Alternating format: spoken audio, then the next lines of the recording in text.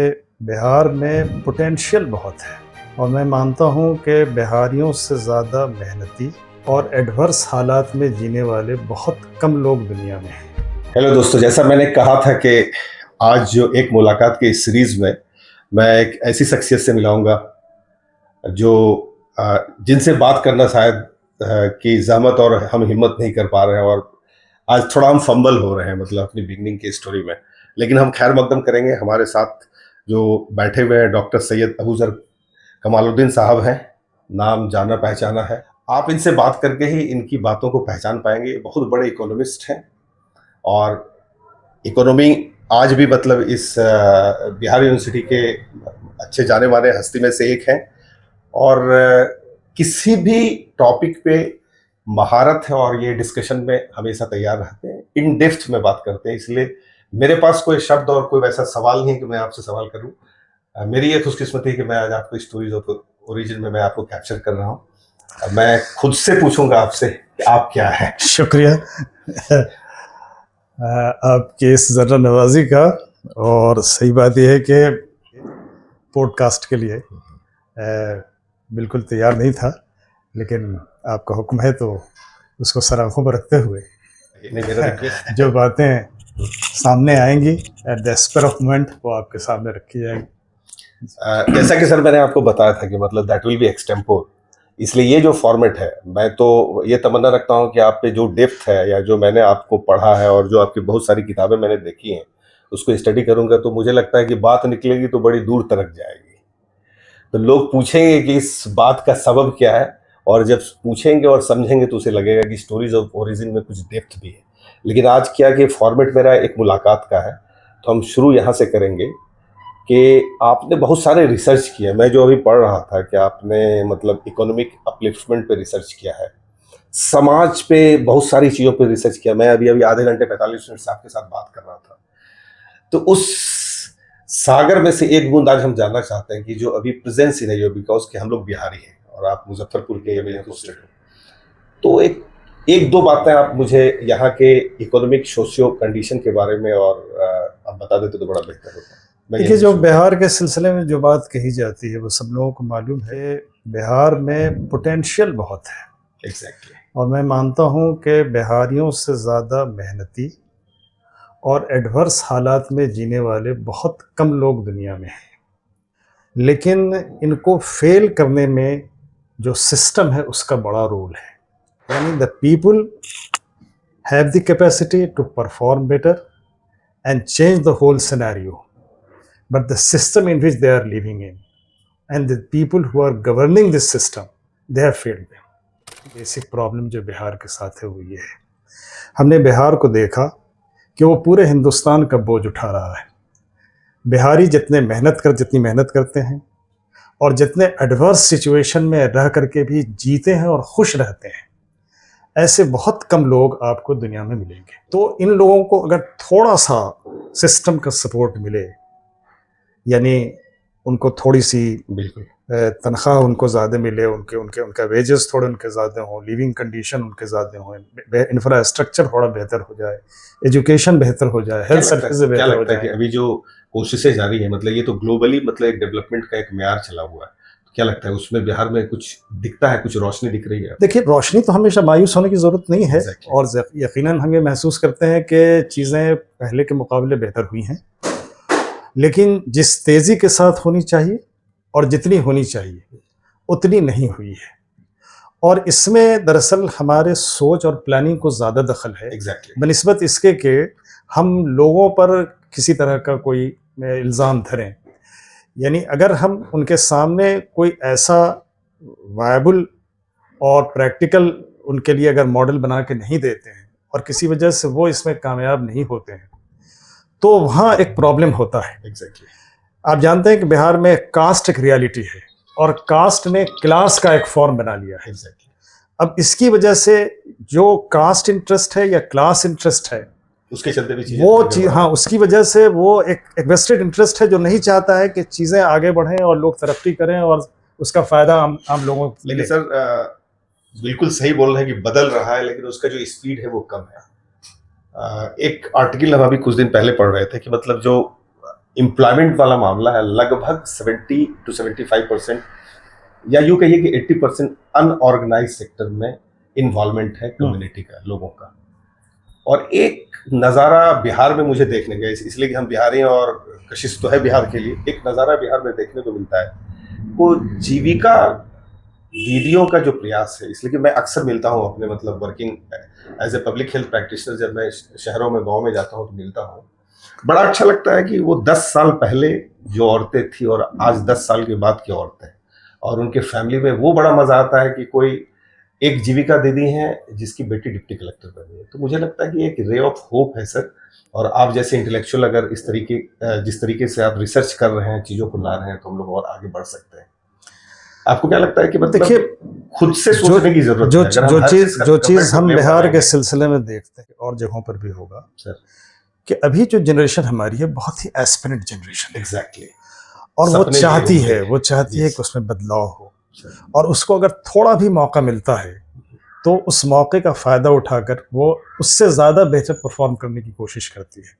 यही चीज़ें हैं कि आपको ऐसी जगहों पर सुबल्टर्न सोसाइटी में भी आपको बहुत सारे सक्सेस स्टोरीज आपको मिल जाएंगे एग्जैक्टली, जो हमारा हौसला बढ़ाती हैं, जिससे पता चलता है कि अगर हम थोड़ा सा सपोर्ट उनको दें तो हालात को और तेज़ी के साथ बदला जा सकता है। हमारे यहाँ प्रॉब्लम वही है, हमारे यहाँ प्रॉब्लम यह है कि हम क्लास में सोचते हैं, कास्ट में सोचते हैं, कम्युनिटी में सोचते हैं। हम जो है इंटेग्रेटेड होकर के डिविजनल थिंकिंग उसको, हाँ, उस तरह से हम नहीं सोचते हैं। और सबको, जिसको कहते हैं ना कि सबको बढ़ाने की कोशिश अगर की जाए ईमानदारी के साथ, और उसके लिए अगर ऐसी पॉलिसी, ऐसा प्रोग्राम बनाया जाए, तो बिहार में वो क्या नहीं हो सकता है जो दूसरी जगह नहीं हो रहा है। वो बिहार में सब कुछ हो सकता है और सब कुछ मुमकिन है, और हम समझते हैं कि Bihar is ready to do a miracle. 10 साल के अंदर बिहार का पूरा नक्शा तब्दील हो सकता है अगर हम इसको पॉजिटिव वे में लें और उनके सामने एक कंस्ट्रक्टिव प्लान उनके सामने रखें। पर्टिकुलरली 2 सेक्टर जो बहुत इंपॉर्टेंट है, हेल्थ का सेक्टर है, एजुकेशन का सेक्टर है। इसके साथ साथ जो एम्प्लॉयमेंट का प्रॉब्लम जो है बिहार का जो सबसे बड़ा प्रॉब्लम ये है कि बिहार की करीब करीब यानी आपके 7 से 10% आबादी थी। एग्जैक्टली, यस, ये तो और ये माइग्रेशन जो उनका है, ये फोर्स्ड माइग्रेशन है, यानी उनको चूंकि यहाँ काम नहीं मिलता लाइवलीहुड है, नहीं मिल रहा है, हाँ, यहाँ काम नहीं मिलता है, इस वजह से ये लोग बाहर जाते हैं। और जिन अनहाइजीनिक और गोया जिस तरह के वो इनह्यूमन लिविंग कंडीशन में रह करके भी वो अपना काम करते हैं, उससे पता चलता है कि अगर थोड़ा सा हमारे लिए यहाँ लिविंग कंडीशन बना दिया जाए तो ये मेहनत जो दूसरी जगह जाके करते हैं उनका कोई उनको रिवार्ड नहीं मिलता है। अगर वो पंजाब में जाकर के वहाँ ग्रीन रेवोल्यूशन ला सकते हैं तो बिहार में भी रेवोल्यूशन आ सकता है और बिहार की सूरत हाल बदल सकती है। और जो आप बात कहे, ये एक इकोनॉमिस्ट ही कह सकते हैं, और ये मतलब रैशनल वे में आपने कहा। हमने भी जो किताबों को पढ़ा है और आप जैसे जो राइटर्स हैं वो जो लिखते हैं उसमें पढ़ा है, एक बहुत अच्छी बात आप बोलेंगे, देखिए there is a ray of hope at the end of tunnel. और जो हम भी अपने नज़र से देख रहे हैं अपने जवानी और एडोलेसेंट का टाइम, और अभी मेरा जो ट्रांजिशन फेज है, जो जॉब वाला जो फेज है, चीज़ें बहुत बदली है। लेकिन मुझे एक चीज़ लगता है कि मतलब you can't depend everything, you can't blame to government or you can't depend on government. आज के डेट में अगर हम चाइना की बात करें, मैं एक आर्टिकल पढ़ रहा था, तो चाइना में एक बड़ी अच्छी चीज़ लगी मेरे को। एक छोटा सा टाउन में एक घर घर में इंडस्ट्री है। चाइना की इकोनॉमी कई ट्रिलियन की ऐसे नहीं है, हर बच्चा ये सोचता है। और हमारे यहाँ का बच्चा, सर आप अभी मेरे पास भी मोबाइल, आपके पास भी मोबाइल है, शायद मोबाइल के चलते हम लोग मिल भी रहे हैं। और मैं एक डेटा देख रहा था सर, हिंदुस्तान में सबसे ज़्यादा पर कैपिटा कंजम्पशन जो डेटा का वो बिहार में है। दूसरी एक चौंकाने वाली बात और है, हमारे यहाँ हमारे बच्चे, हम एस्पिरेशनल हैं, 5 घंटा 35 मिनट पर डे हम मोबाइल पे देते हैं, और वो किस पे देते हैं? रील्स पे देते हैं। तो अभी नोबेल प्राइज भी निकल आया है, और वो क्रिएटिव डिस्ट्रक्शन। तो मुझे लगता है ये क्रिएटिविटी तो कुछ चीज़ें अच्छी हुई हैं कि हम लोगों के लिए तो फायदेमंद की बात है कि हम लोग आपस में बात करते हैं, लेकिन हमारा जो जेंजी है ना, वो कहीं ना कहीं ऐसे कोकश में एस्पिरेशनल तो है, लेकिन वो बड़ा हरी है, वो सोचता है बिना मेहनत के कोशिश हो जाए।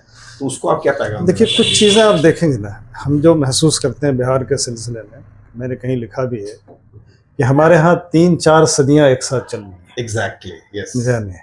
हम कहीं 17वीं सदी में है, कहीं 18वीं सदी में है, कहीं 19वीं में, बिल्कुल कहीं सही 20वीं में, बात है। 21वीं सदी बिहार में बाहर है, और हाँ, हर वर्ग के तो लोग यानी ये कि हम में से बहुत से लोग वो हैं जी जो आज भी 200 साल पहले के माइंडसेट के साथ जी रहे हैं, और जो बहुत मुट्ठी भर लोग हैं जो वक्त से आगे जाने के लिए कोशा हैं, उनके लिए वो बहुत सारे मौके नहीं मिल रहे हैं। हम इस बात के कायल हैं कि मॉडल वही बेहतर है जो आपके लोकल सिचुएशन के लिए सूटेबल हो।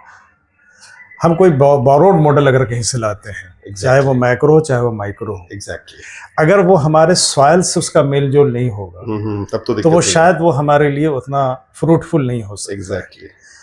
तो मैं हमेशा से ये बात कहता रहा हूँ। मैं भारत के जो भी इकोनॉमिस्ट हैं, ख़ासतौर से जो इंडियन इकोनॉमिस्ट हैं, हमने उनको हमने अक्सर सवाल किया, तालिब इल्मी के ज़माने से ये सवाल हमारे जहन में रहा कि साहब इंडियन इकोनॉमिस्ट कहाँ हैं जो हिंदुस्तान को हिंदुस्तान के एंगल से देखते हैं, बहुत बिहार को बिहार के एंगल से देखते हैं। ये वसवसा मेरे दिल में भी उठता है। तो अब ये है कि साहब हम कोई वेस्टर्न मॉडल लेके आते हैं, कॉपीकैट से तो काम चलेगा तो नहीं। कोई मॉडल लेके आते हैं तो जाहिर सी बात है कि वहाँ का एनवायरनमेंट, वहाँ की सोसाइटी, वहाँ की इकोनॉमी, वहाँ की टेक्नोलॉजी, सारी चीज़ें अलग हैं।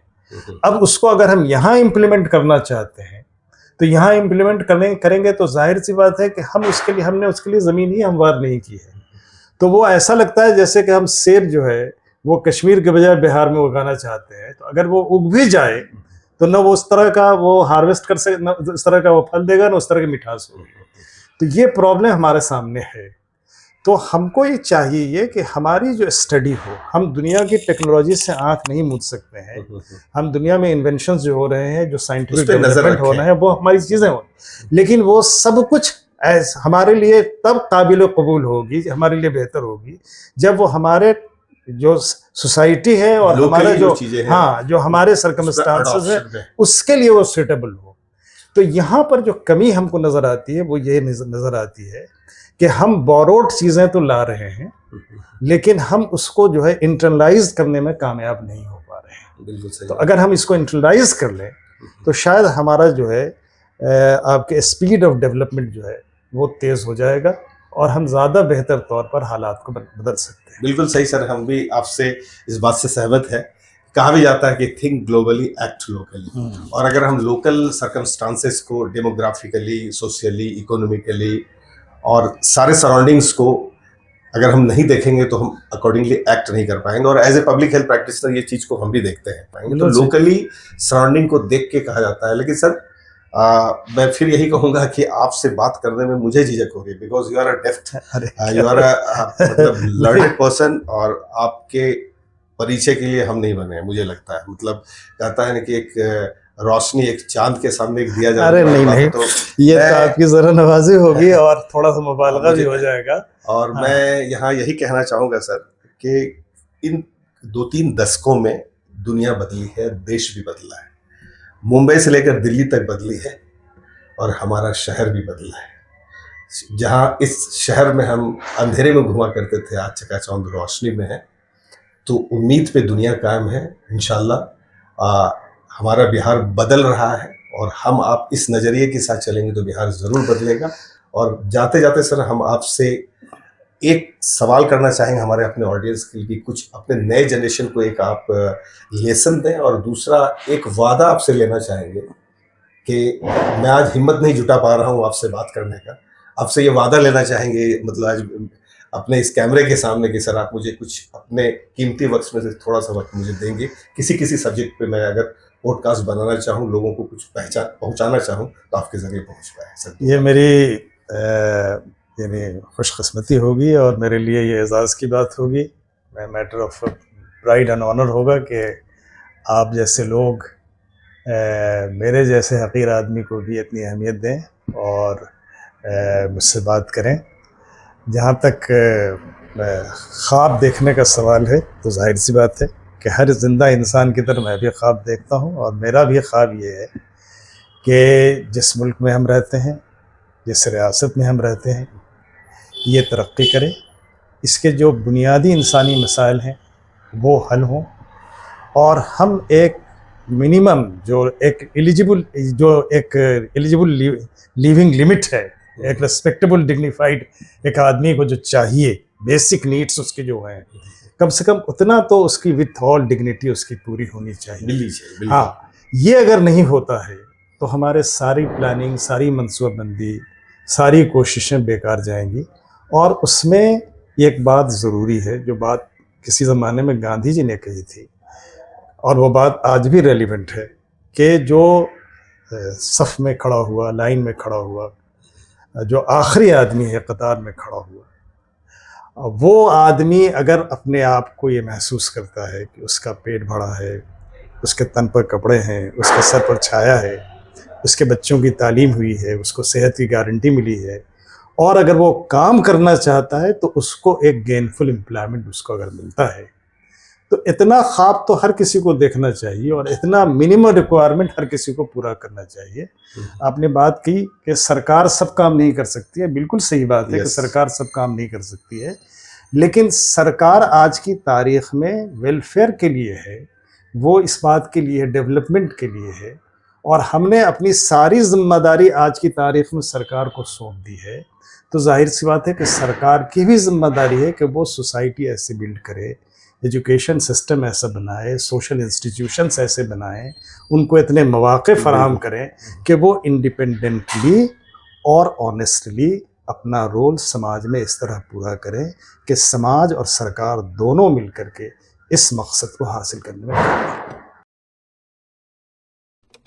सर सैयद अबूज़र कमालुद्दीन साहब कह रहा हूँ, वो ऐसी शख्सियत जो नेशनली इंटरनेशनली कई सेमिनार में जाते हैं, बहुत सारे एडवाइस इकोनॉमिकल अपलिफ्टमेंट के लिए करते हैं और अटेंड करते हैं। साथ ही साथ बिहार के लिए इनके दिल में दर्द है। इन्होंने आज मौका दिया, और इस 5 मिनटों में आपकी सारी चीज़ें, आपके सारे थॉट को समेटना मेरे लिए बड़ा मुश्किल है। इसलिए मैंने आपसे वादा लिया है कि मैं आपसे कोशिश करूंगा कि कभी-कभी किसी छोटे-छोटे टॉपिक पे जब कभी दिल में रखी है तस्वीर यार, जब जरा गर्दन झुकाई देख ली, जब चाहे आप। मैंने कहा मैं किस्तों में इनके बारे में आपको बताऊंगा। ये बहुत अच्छे शायर भी हैं, ये बहुत अच्छे राइटर भी हैं। अभी मैं इनकी 4-5 किताबें लेके जा रहा हूँ, मैं पढ़ूंगा, तभी इस शख्सियत के बारे में जानूंगा। बहुत सारे रिसर्च पेपर्स इनके निकले हुए। तो ये कहा जाता है ना कि मेरा जो पंच लाइन है स्टोरीज ऑफ ओरिजिन का, कि छोटे शहर की उड़ान है तो हम लोग मुजफ्फरपुर में, लेकिन मुजफ्फरपुर में भी एक हस्ती बसती है और एक सपने बसते हैं, और इस सपने से पूरे हिंदुस्तान, पूरी दुनिया जुड़ती भी है। जैसा कि सर ने बहुत अच्छी तरीके से कहा कि मतलब think globally and act locally. तो यहाँ लोकली इतने बड़े इंटेलेक्चुअल हैं, समाज तो बेहतर हो ही सकता है। बहुत बहुत